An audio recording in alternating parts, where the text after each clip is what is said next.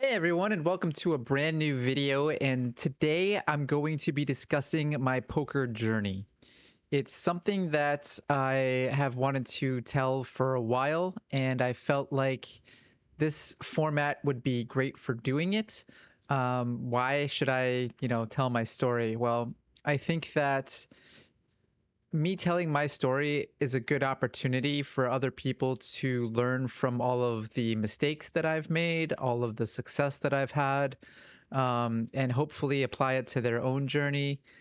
I think that my journey is fairly entertaining as there's been a lot of valleys and peaks to my story. I haven't been the most responsible professional poker player, but it's certainly made for a very interesting journey. And so I wanted to really share that with people and give you guys an inside look to what it's been like to be a professional poker player. So let's jump into it. Um, my poker journey. It all starts with playing five card draw with my dad. My dad was someone that was interested in games. He liked to play chess with me, he liked to play card games. He liked poker himself. And he also fancied going to the horse races. So he was a bit of a gambling man, you could say. And so when I was little, him and I used to just play cards, and he would deal me five card draw hands. And it was kind of just like a spending time kind of thing. And it evolved into me enjoying to play five card draw with my dad and trying to beat him. And so he taught me at a very young age. I think it was like 5 or 6 or something like that. And over the years, he would deal me out hands that were rigged. So he would like organize the deck so that he could deal me out like a straight flush, knowing that I knew that a straight flush was a really good hand.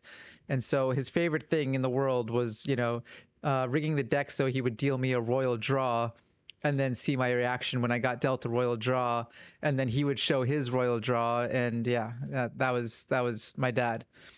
Um, and he did enjoy, horse racing as well. So he went to a place called Off Track Betting, which maybe some of you guys are familiar with, but it's essentially a storefront, I guess you could say, for gambling on horse racing. They had a bunch of TVs in there, and my dad would always bring me in. Maybe not the best idea for a kid to go into these places, but I always enjoyed it because I was the center of attention. Everyone said hello to me, and the tellers always loved when I was hanging out there. And it was an exciting place. Everyone was kind of yelling at the TV. Things were happening. I don't know. It was fun.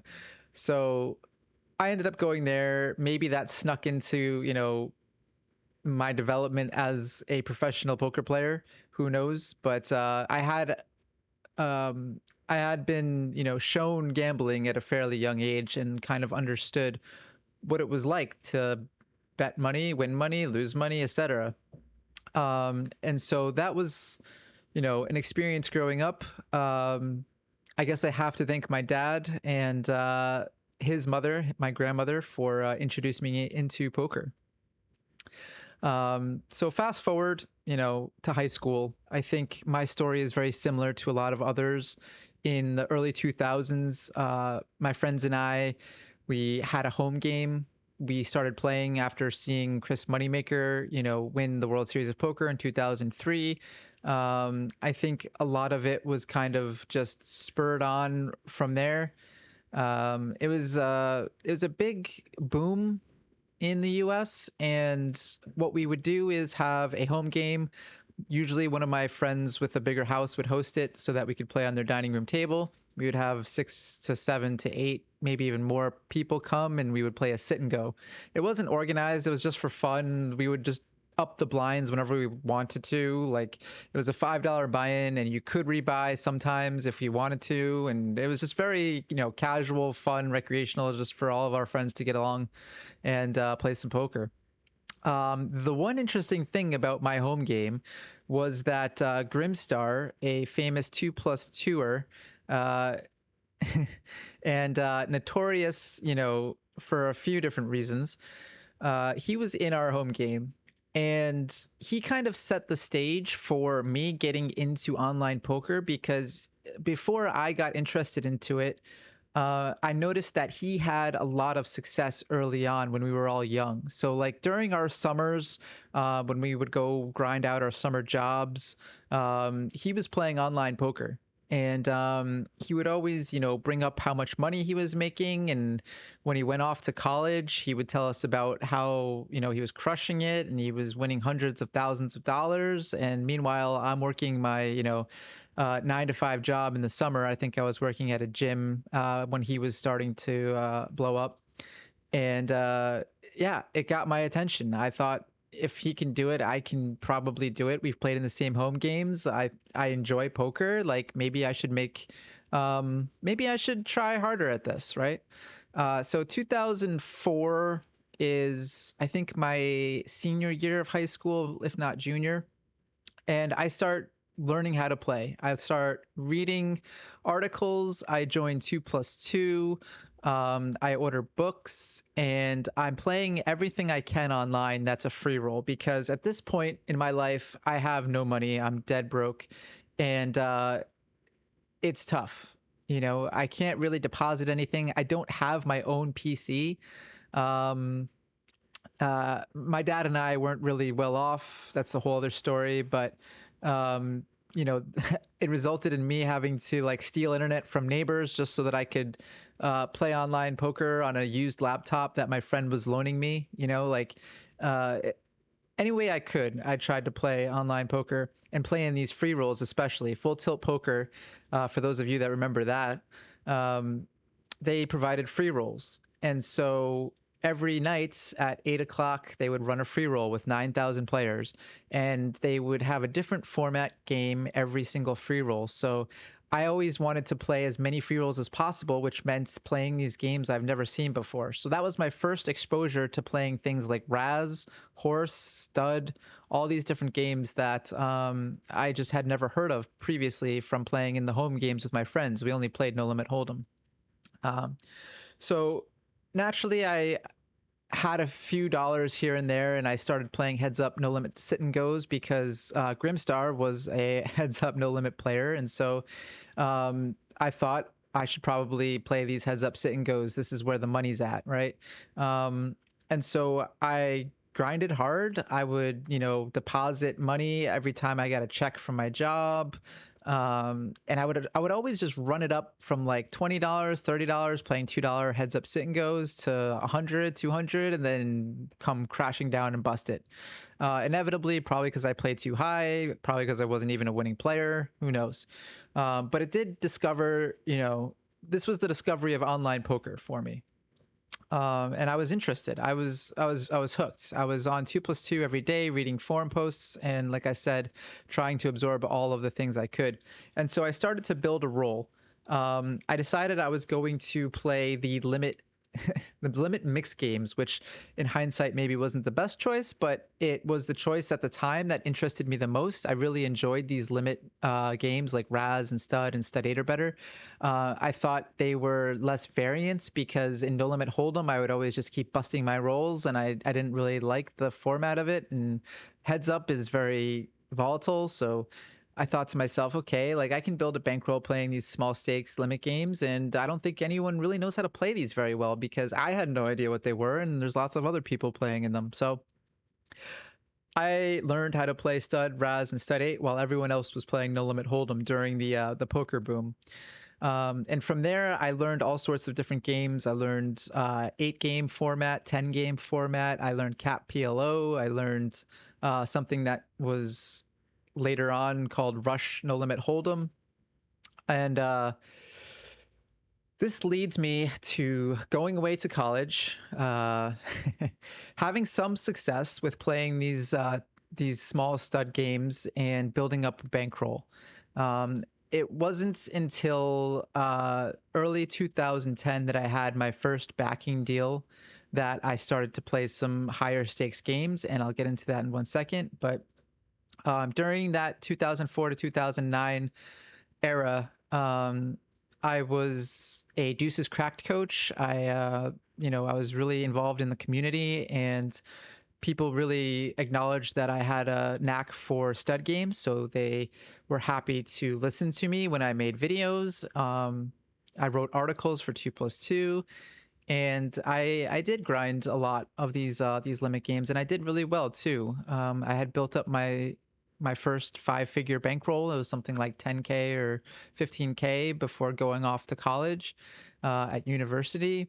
And through Deuces Cracked and through coaching, I met my first backer, which they wanted to learn how to play stud. They were a very proficient MTT player. They were a very proficient No Limit Hold'em cash game player, and they wanted to get into mixed games. And stud is a big part of the mixed games. So I was primarily coaching stud games, so stud 8, Raz, and stud high. And so if anyone wanted to learn those games, they would either come to me or someone else from the Deuces Crack team that also made videos on these games, but there weren't really many people making these games back then. It was a very niche game to know how to play stud games. So there was an advantage in me learning a very niche game in that a lot of people would come to me and then I could learn from them. And yeah, it was great. So this guy came in, he gets coaching from me, and then he says, "Hey, I think, you could be playing these bigger mixed games. Like, I can put you in them. Let's like do a deal." And I had never been backed before, so I wasn't really sure what that meant, but I knew that I could play big games, and this guy believed in me. Lots of other people believed in me and being a good stud player, so I thought, yeah, I should do this. I learned how to play, Cat PLO in 2004 to 2009.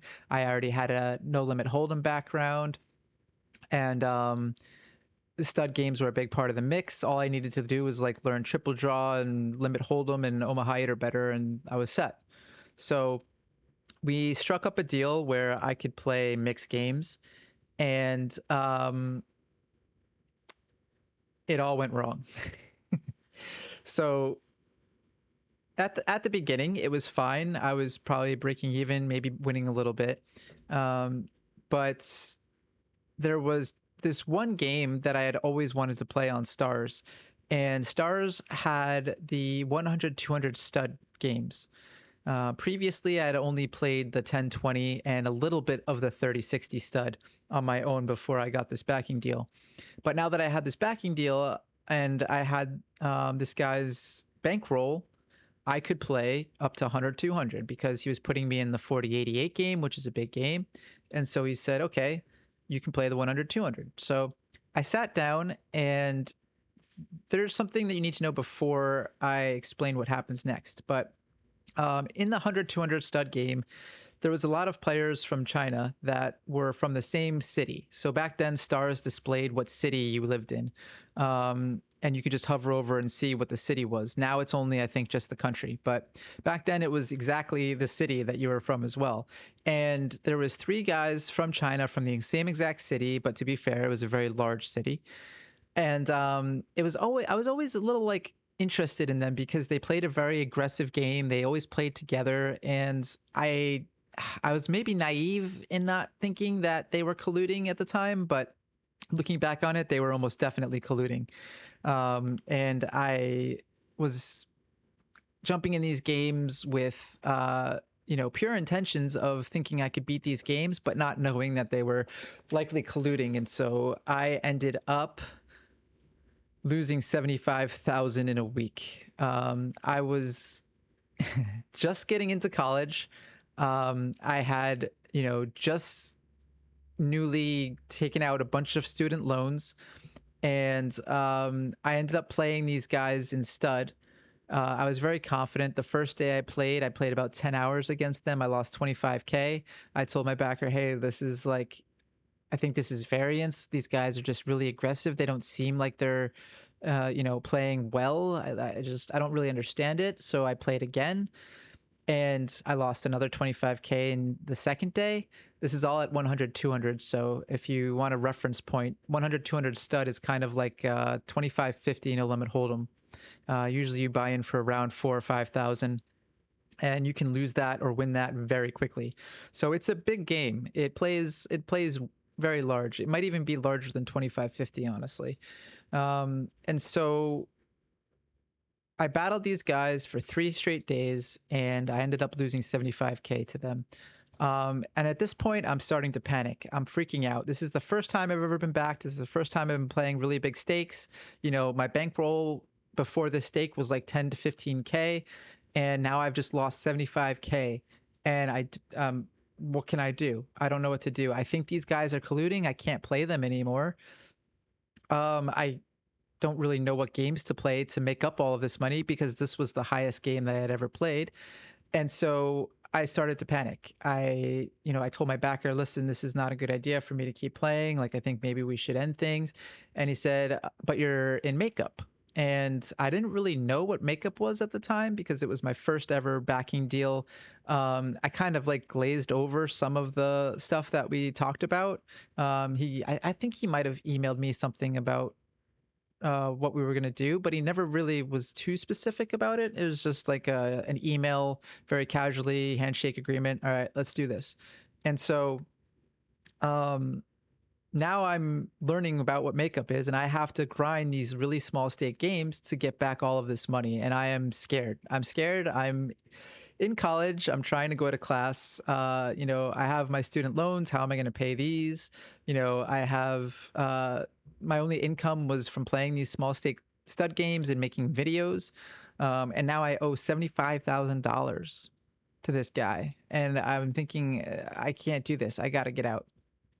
Um, so this is a lot of immaturity on my part, and I take full responsibility for kind of not understanding the the realm of staking and backing in poker. And for those that aren't familiar, it's essentially when someone believes that you have an advantage in a game, but you don't have the bankroll to play it, so they'll provide you the bankroll.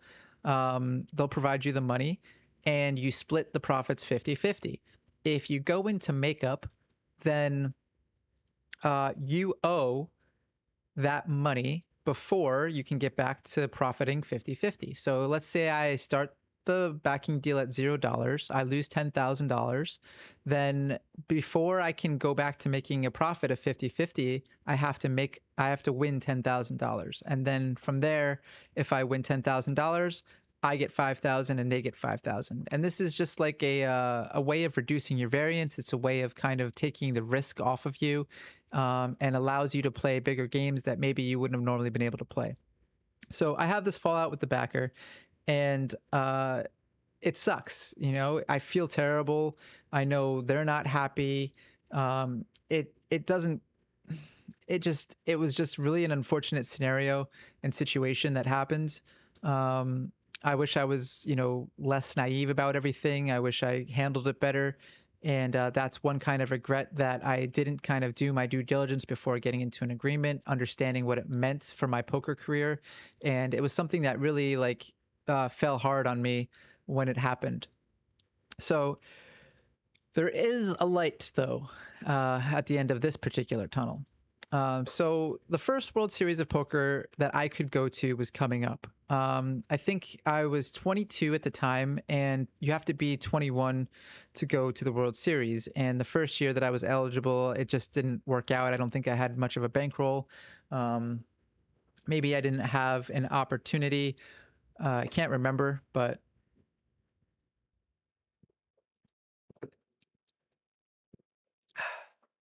I just didn't go. So this was the first year that I could go. And what happened was, after I had the fallout with the backer, we agreed that I would pay off the makeup instead of continuing to play because I was so overwhelmed with owing 75,000 that I could pay off a third of that, 25,000, and I would do it in monthly installments, right? So I would do it in like 2K installments, and then within a year I'd probably be out of the deal. And I thought that was a lot more like reasonable for myself to be able to accomplish because I was playing low stakes games. Maybe I could win 1 or 2K a month. And then this is possible. I could do this. So I agreed. And we agreed that I could just pay off the 25K and it'd be over. So I go into the World Series of Poker uh, kind of done with that deal. With my tiny bankroll, I'm still able to sell action to some of these bigger events for free rolls because, again, people just really believe in me and playing stud games. So I made a World Series of Poker. I made a I made a schedule for all of the stud games during the World Series of Poker. So I would play, the 10K stud, the 1K or the 1500 stud 8 or better, the, 1500 Raz or whatever. And the first one that I played, which was a 10K stud 8 or better, I ended up getting a free roll in that one. And I made a deep run. So I didn't have to put up any money. I made a deep run and I ended up winning 7 or 8K off of that because um, the backer that I had for that particular event, um, this is why I took the deal, by the way, because I knew it was a free roll and I had nothing to lose. There was no makeup for this.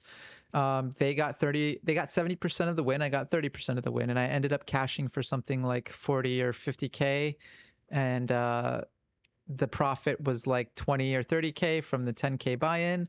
And so I ended up getting, 7 or 8K or something along those lines. So I had my 10K bankroll going into the World Series, and now it was 17K, right? So then I play the next event, which is a 1500 stud 8 or better.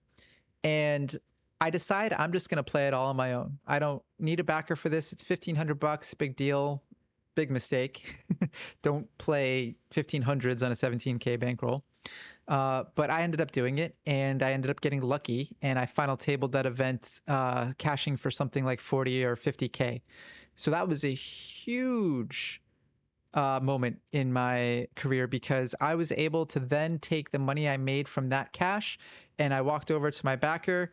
I gave him 5K chips, and I said, I'm so sorry this happened. This was unfortunate. I was definitely immature, wasn't ready for this. I made mistakes. Here's the money. We're square now. And he said yes, and that was it, right? So that was kind of my first experience from getting into professional poker, I guess you could say, because I was playing some serious stakes. I was possibly, already playing the World Series of Poker, and I was cashing in these 10Ks, these championship events, and I was doing well. So, like, surely I think I was ready to become a professional poker player. Um, so I ended up playing the main event on a free roll as well, and I ended up going deep in that. I had a really huge opportunity to go very deep when I had a big stack. It was in the few million, I think. I think I had 2 or 3 or 4 million chips, and I played a huge pot against Joseph Chong. It was a massive cooler. I ended up losing it, queens versus aces, all in pre-flop. And Joseph went on to, I think, come in second or third. And that one hurt because it was during a time where, the 2010 World Series of Poker was full on, online poker was booming. Live poker was booming. All the sponsorships were there. Poker Stars had everyone patched up. Full Tilt Poker was like at its pinnacle. Like everything was going smoothly. Everything was going, great for poker. Just lots of action. Um, and you could literally wear a patch. And if you got put on ESPN, they would give you like sponsorship money. So I ended up actually getting a a deal where I wore a bunch of Poker Stars gear, and if I was on ESPN, I could get some money. And that actually ended up happening where I busted this hand against Joseph Chong, and ESPN caught me with my head in my hands like this as the cameras were rotating around, and it was pretty devastating. But it was a good run for me. It was a good experience, and it allowed me to go back home with some money to grind again. So end of 2010, I went back home and I was grinding at home, playing in the same like big games that I was previously before I had a backing deal. And unfortunately, I didn't have great bankroll management. I didn't really understand that, a lot of those World Series of Poker runs, I'd have to pay taxes on, of course. And so I had to pay the tax. I lost the money on that. And then I had to um, get back on the grind, and I went on a downswing. My mental game wasn't quite there yet to be a professional. This is my like first attempt at becoming a true professional, right? Um, and I decided I had to fix these leaks. I had to get better. So what I did was I had a 3 or 4K left from the remaining money that I had made during the World Series of Poker, after taxes and after tilting off my bankroll a bunch of times and going busto. I decided I was going to grind a limit hold'em, a game format called Rush, which is now, known as Zoom Poker, on Poker Stars. But I grinded that. I watched, mental game videos. I took everything super serious. I grinded 8 hours a day. I played 4 or 5 thousand hands a day, and I managed to turn that bankroll back up into a 20 or 30,000. And I told myself if I could get to this point, I'm gonna go move to Vegas. So the next year, early 2011, I went on 2 plus 2 and tried to find a house to go live in Vegas and play poker professionally. And so I found this listing, and this guy said that he had one room available with 7 other people, which is very poker. If you guys, experienced poker during this time, it was a lot of grind houses, meaning like a lot of poker players would live together and play online poker and study together and ask questions and go party and all that stuff. And so um, I ended up moving to Vegas in February 2011, a place that was aptly named Lake Topaz. It was like a 10,000 square foot mansion, and it was exactly what you would think a bunch of young kids with money would live in. There was a trampoline in the middle of the living room. We had a skateboard machine in like another room. We had an upstairs with all of our setups for grinding online poker, multiple monitors everywhere, and it was a lot of fun. It was probably one of the best times I have had in poker because um, when I went there, I went with a lot of, hope and ambition, and I was motivated to become a poker player. And I ended up going to all the casinos and grinding all the games there. So I was playing the 5-10 no limit hold'em game, which on a 30K bankroll is a bit risky, but it ended up, working out in my favor. And so the first experience I had when I got to Lake Topaz, by the way, is I met everyone that was going to live there for dinner.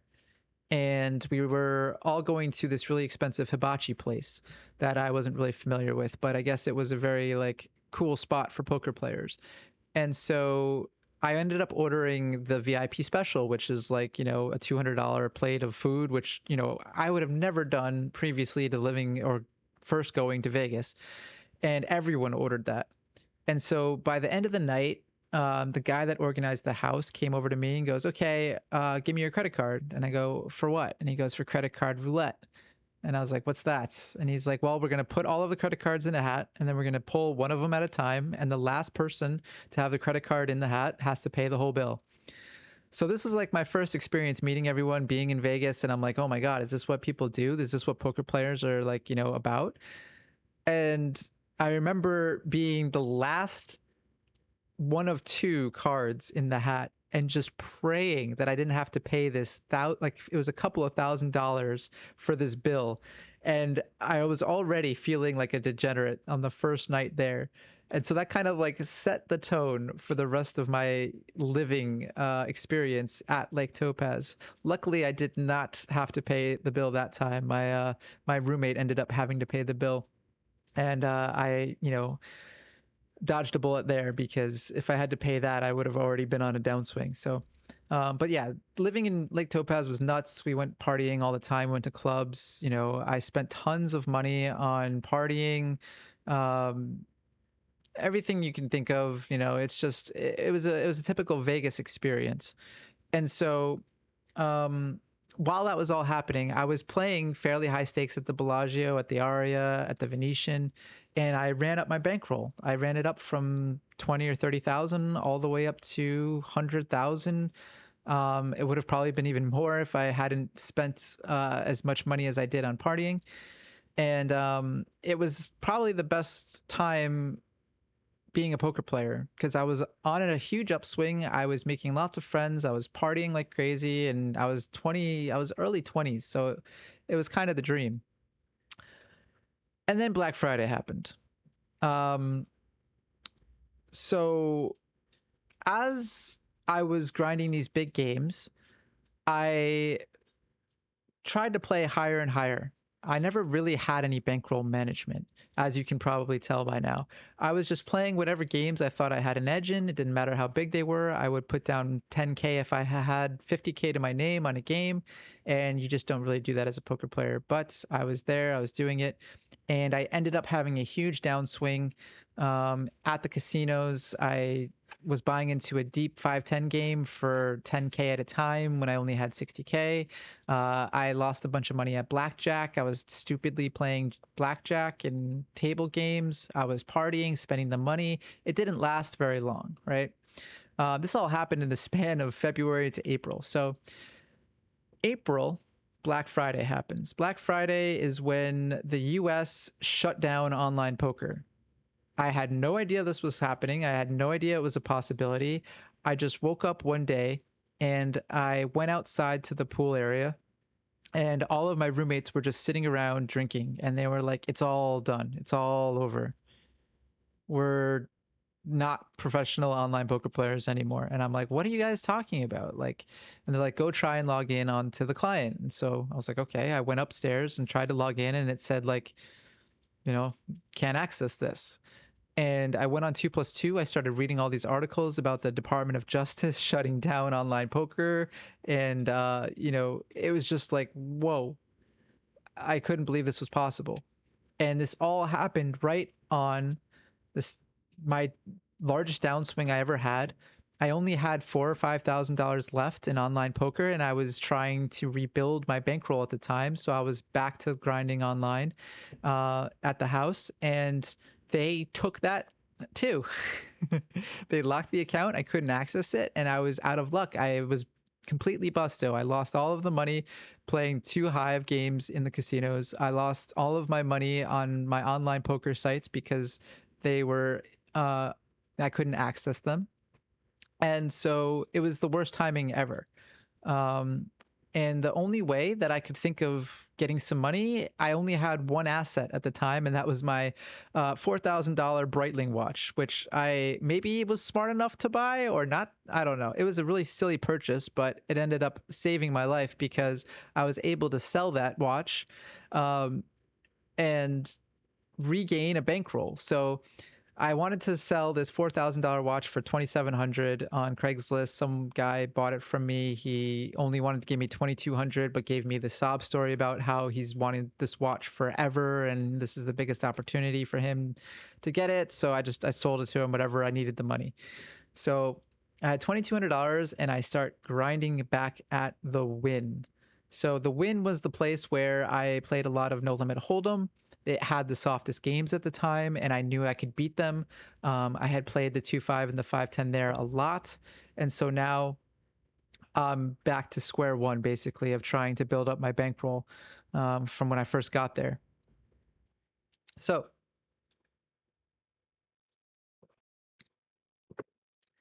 that leads us into um, the summer of 2011.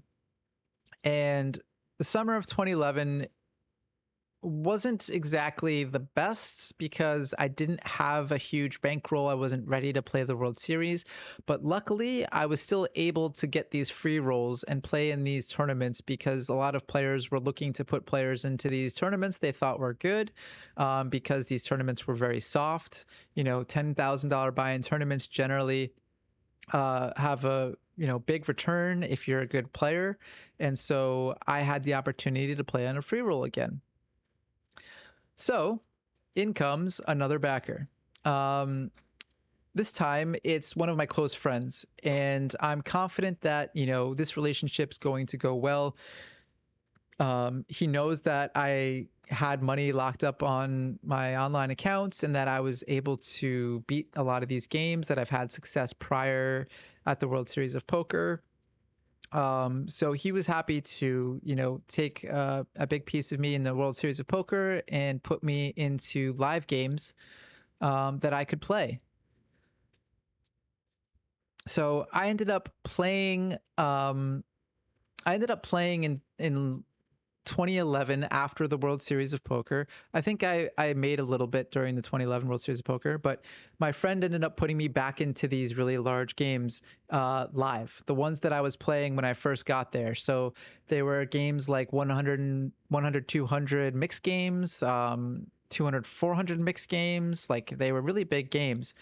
And uh, because it was his bankroll and I was able to play whatever I wanted, I ended up playing really big, really fast, and I built up a bankroll again. So from the Busto point, my friend and I, we built up that bankroll to over 70, 80,000 within a few months. There was some crazy experiences that I had in building up those, the bankroll during that time.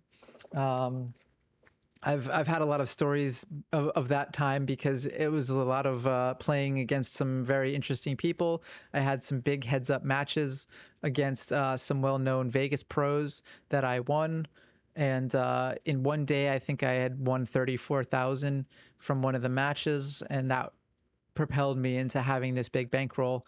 But still, I was stuck in Vegas. I couldn't play online poker anymore, and my whole house that I was a part of was breaking up because it was initially an online poker house, so everyone was starting to move away. Some were going to Australia to play online poker because online poker was still legal outside of the U.S. So some went to Australia, some went to Mexico, some went to play live. Others were just quitting poker, and so I didn't really know where to go. I had to find a new place to live. And I thought to myself, why don't I go to the Commerce? Because the Commerce had the most legendary 100, 200 stud game. And I had heard of this game, and everyone always told me you should go out and play it. You should go play this stud game in Commerce. It's amazing. You're a good stud player. You should do it. And having just been on a huge upswing from the late 2011 games, I was like, all right, let's do it. So I ended up taking my bankroll, which was 70 or 80K, a bunch of Bellagio chips, a bunch of wads of cash, threw it in my car, and drove to LA. I was able to get a place with one of my best friend's sister, so she was kind of like my sister, and I stayed with her in LA, and I was able to play in the Commerce games. So these are just a couple of photos, of the times that I was playing. The one on the left is me in 2010. This was the final table of the event where I took fifth and then promptly paid my backer afterwards. So you can actually see the watch that I had at the time there on my wrist, and that's what I sold in order to to get my bankroll after I went busto. Top right here is just me and a bunch of friends. In 2011, my friend Eric won a bracelet, and this is just us celebrating. The Deuces Crack t-shirt, sweater you can see. The bottom picture is a picture of the house. It kind of looked like, it was just like a giant mansion with like pillars, and it kind of looked like the White House in a way. It was weird. And then the chip stack here, this was just me playing at the Aria with my, 1990s iPod or whatever it was. I don't remember when I got this thing, but that was just kind of like my daily grind. I would bring my iPod, I would buy in for whatever game I was playing, grab like 10 green teas with lemon and just grind the whole day. Um, so that leads us to part two, and I'm going to get into that in the next video. So stay tuned, check out the next video, and I hope you are enjoying this journey because it's about to get even more crazy and interesting. All right, guys, I'll see you on the next video. If you like this, please like and subscribe. Peace.